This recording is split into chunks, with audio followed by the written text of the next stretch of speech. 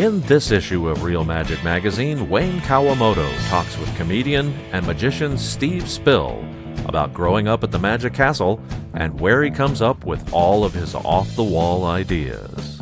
Starting way back, I used to see Vernon make notations in his notebook.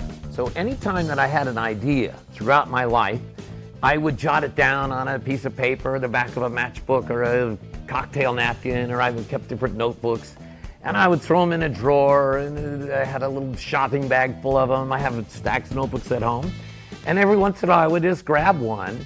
I one time jotted down, this is 30 years ago, the Russian roulette, but with knives. So I started working on that, and I thought, in the regular Russian roulette, there's one bullet in the chamber and 5 empty chambers. I'm thinking, what if there was 5 bullets in 1 empty chamber?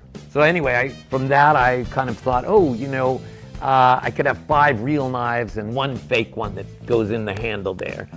Now, each of these knives has been fitted with a long, sharp-edged metal blade, and each of these knives is a deadly weapon. Now, I'm going to have someone in front hold on to these so you be certain that they are real.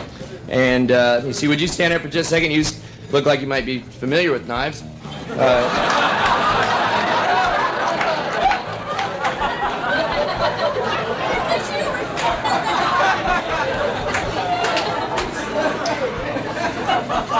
And as you look at them, you'll notice evidence of things like epoxy glue and tape. That's because I made these knives myself, and the reason I made them myself is I wanted them to look like this one right here. Now, although this pointed weapon is the same size and weight as the others, it won't stick into the wood and it doesn't cut because it has a phony blade, allows you to do stuff like this.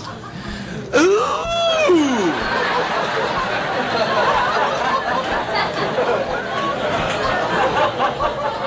That one's always a crowd pleaser. I don't know. It's just. I have one other prop, and that's this bag. If you would, I'd like you to drop the knives into the bag one at a time. Please don't drop them in point first.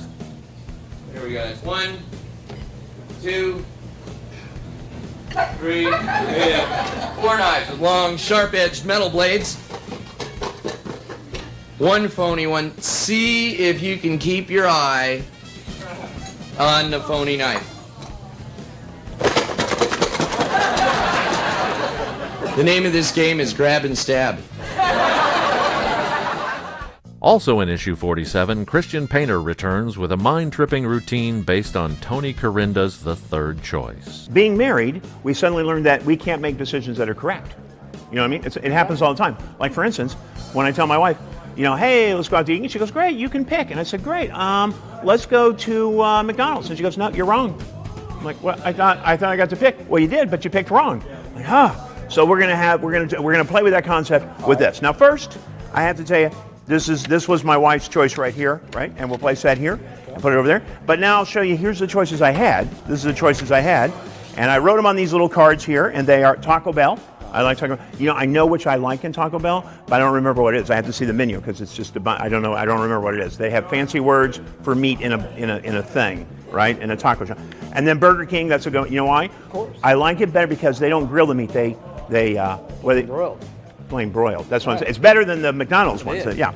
But the McDonald's fries are better, right? And then you got Wendy's. I already know this is number 2, ketchup only, a root beer to drink. KFC, I like the little bowl. Nice. Not the chicken. Don't get me wrong, the original's great, but I like the bowl. And then Arby's, and I always overeat at Arby's because I get 2 of the beef cheddars. And then the Pizza Hut, right? And so here's what we're going to do, is I'm going to take these and we'll just put them right here in the old envelopes like this. And the reason is that way you don't think that they're marked or anything like this, right? So we're just going to put them all. Takes a while, but hey, we got nothing but time. All right, here we go. Perfect. Now, here's what's going to happen. You mix them. Yeah, give them a little mix. Right. Now, you're going to play the part of me first, right? Okay. So you're going to pick 3 of them, throw them down here, but you don't get to, we won't use those because that's the wrong decision. So go ahead. Yeah. So you're just being a male, and you're picking 3, and those you're wrong. Right? You're wrong. I'm just letting you know you're wrong. And here's the stuff we could have picked, right? We could have had Wendy's, that's my favorite, but that's fine. And now you're going to pick 1. Just give me 1. This is it. Okay. Now, remember I said that my wife's choice was over there. Go ahead and pull that one out, because what you grabbed Pizza Hut, and of course in there was my wife's choice, which was Pizza Hut. That's simple. John Armstrong discusses how to create emotional hooks. Doc Eason demonstrates the importance of pauses. And Garrett Thomas encourages you to try a new strategy for organizing your effects. By organizing your effects by topic, it gives you a lot more freedom to improv your plot. Like a trick like Stand Up Monty, I can perform as a challenge. I can perform it as an illusion. I can perform it as a gambling plot. I can perform it for kids and just find the queen. I can make it funny and I can have fun with it, or I can get serious. Because of all the different plots that I have based on topic, I know that I want to focus on different elements.